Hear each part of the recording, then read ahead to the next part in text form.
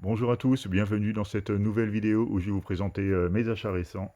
Je commence tout de suite avec le film d'Alexandre Aja, La neuvième vie de Louis Drax, avec notamment Aaron Paul qu'on avait pu voir dans Breaking Bad. Après avoir frôlé la mort 8 fois au cours de sa vie malchanceuse, Louis Drax tombe d'une falaise lors de son 9e anniversaire. La police enquête sur les circonstances de son accident presque mortel et tente de vérifier l'alibi de son père violent, Peter.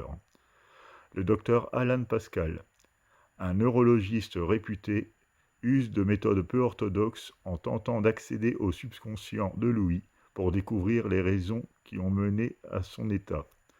Même tandis qu'il s'enfonce progressivement dans le mystère qui entoure l'habilité de Louis à échapper à la mort, le docteur tombe amoureux de la mère du garçon, Nathalie. Je ne connais pas du tout le film. Dites-moi dans les commentaires si vous l'avez déjà vu et ce que vous en pensez, parce que là, franchement, il est passé inaperçu pour moi. Donc, en général, Alexandre Aja, j'aime plutôt ce qu'il fait, donc je suis plutôt hâte de découvrir ce film. Ensuite, un petit upgrade, Django Unchained, que j'ai eu à 4,90 € avec un joli fourreau, vraiment état nickel. J'avais que le DVD, hein, donc là je l'ai doublé. Une bonne occasion de le revoir en HD, hein, parce que franchement celui-là, ça fait partie des bons Tarantino pour moi. Ensuite, upgrade également pour Wonder Woman. Là, je suis tombé sur l'Ultimate Collection pour 7,99 €. Donc, il contient le 4K, le Blu-ray 3D et le Blu-ray classique. Et moi, j'avais que le DVD. Donc, ça tombe très bien. Bon, c'est pas trop mal, il est assez divertissant celui-là de mémoire. Donc là, nous avons bien le, le Blu-ray 3D, le 4K, le Blu-ray classique et le DVD. Donc, je me suis fait une petite édition boostée. À revoir à l'occasion, hein, vu que je l'ai déjà vu, ça ne fera pas partie de mes priorités. Ensuite, un film que j'avais en VHS, je possédais le 2 en digipack. Là, j'ai retrouvé le premier pour 2 €, il me semble, en édition collector. Les Rivières pourpres de Mathieu Kassovitz. Bon, c'est un classique, hein, du cinéma français. Dans une édition plutôt sympa. Les disques sont nickel, avec un petit digipack, à ma foi. Pour le prix, ben, c'est toujours bon à prendre. Donc je me souviens plus du tout de cette histoire. Je sais que le 2 était moins bon, mais le premier, donc les Rivières pourpres, était plutôt réussi. Ensuite, je me suis repris un CUC, mais encore un CUC bon marché, à 24,09 €, encore chez Rakuten. Donc là, il s'agit du numéro 19 et Le Dernier Métro, un des rares films français qui fait partie de cette collection, hein, de François Truffaut, avec Catherine Deneuve, Gérard Depardieu et Jean Poiret. Comme d'habitude, j'ai imprimé la jaquette pour glisser les disques. Le DVD donc et le Blu-ray, parce qu'il n'y a que 2 disques, hein, dans cette édition. C'est peut-être pour ça qu'ils sont un peu moins chers d'ailleurs. Afin de ne pas les abîmer en les glissant dans le bouquin, parce que les frottements, surtout pour les DVD, hein, c'est pas génial. Donc voilà pour Le Dernier Métro, édition Carlotta Ultra Collector. Ensuite, petit upgrade encore de Gran Torino. Je ne possédais que le DVD. Là, je suis passé au Blu-ray pour 90 centimes. Donc le disque était nickel. J'en ai donc fait un petit combo avec le DVD que je possédais déjà. Et c'est dans la boîte. Ensuite, à 2,99 €, j'ai réussi à retrouver un steelbook. Il était encore emballé. Là, il y a des traces de colle un peu. Il a un petit peu... il y a quelques traces dessus. Mais bon, globalement, pour le prix, il ne faut pas s'attendre à des miracles. Donc là, en finition glossy, un steelbook plutôt sympathique. Donc des Amazing Spider-Man avec une continuité. Ben, dommage qu'il y ait cette tranche noire. Autrement, ça aurait pu être très sympathique.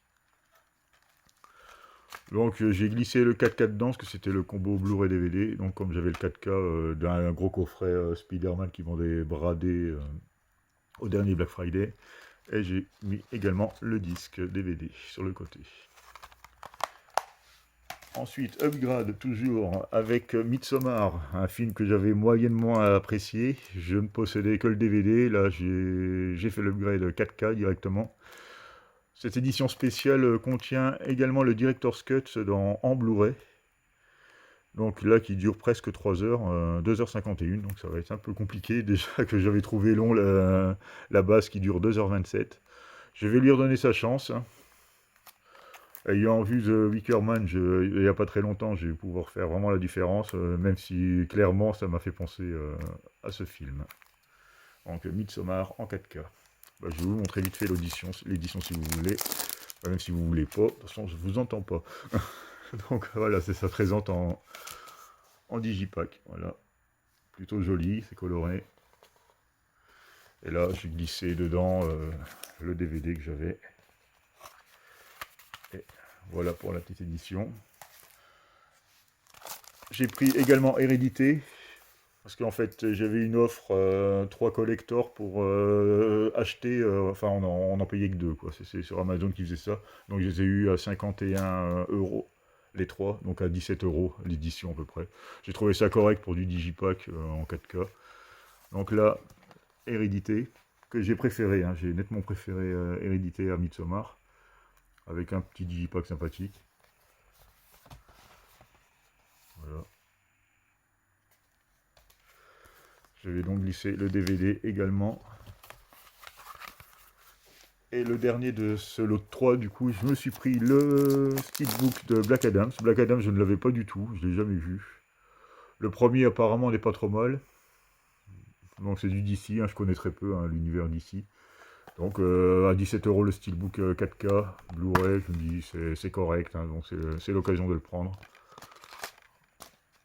Avec à l'intérieur un petit artwork plutôt sympa.